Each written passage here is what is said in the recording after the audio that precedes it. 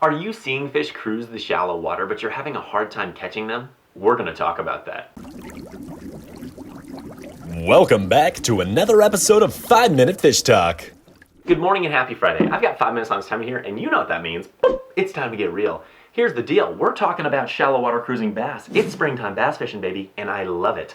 You know, whether you're walking the bank or driving your boat or whatever, it is not uncommon this time of year to get up to the shallow water and see bass just swimming around. You think to yourself, hoo-wee, it's game on, baby.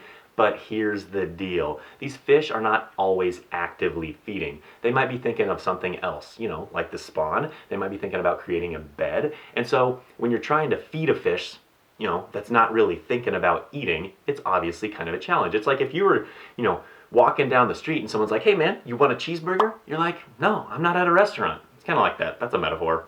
Weird metaphor.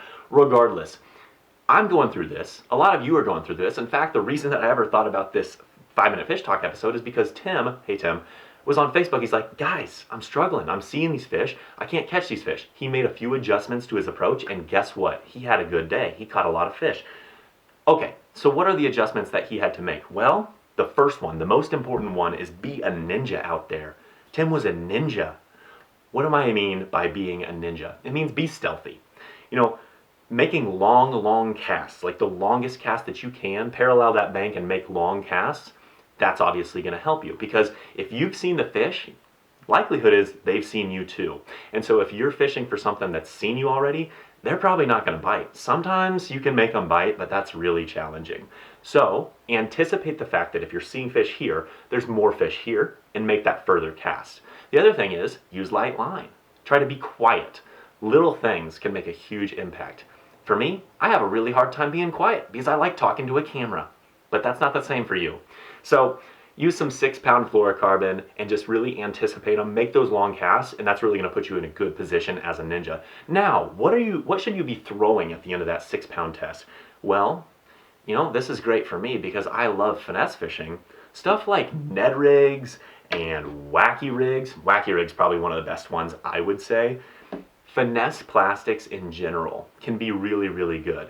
Just lead the fish, you know, get out in front of them. It's a very instinctual reaction for if something flutters in front of a fish's face and it looks really natural and it looks like something that they could eat, and this time of year they really do need to load up on those calories, a lot of times they can't help but just slurp the thing. That's just in their instincts. You know, a fluke can be a really good bait as well. Nico rig could be something that works really well. Flick shake, the list goes on, but I would really start with a wacky rig, a fluke, Ned rig, whatever, and I would go from there. If they're not eating it, try something else. Now, here's one more quick little thing. If you start fishing and all of a sudden the wind starts to get higher, if there's more wind, it's probably going to help you because then you can use more traditional reaction baits. Something like reaction baits. Something like a swim bait, something like a lipless crankbait, whatever. You might be able to catch a few more fish like that because if there's wind, it's just going to make it a little bit more choppy, and you might be able to draw a reaction bite. Excuse me, I'm sorry, but I'm not going to trash this whole episode of 5 Minute Fish Talk for a burp. Regardless, that's really what I had to say. You know what? Anticipate those fish, get out in front of them, cast a mile in front of them, and just trust the fact that you will get some of those fish to bite. If you have any questions about this topic, make sure to drop a comment below. Otherwise, take a look at this video because I actually did do this in this video. And if you really study the behavior, you'll see exactly what I'm doing. Regardless, you know what I'm going to say next, right? Have yourself a fantastic weekend, and we'll catch you next time.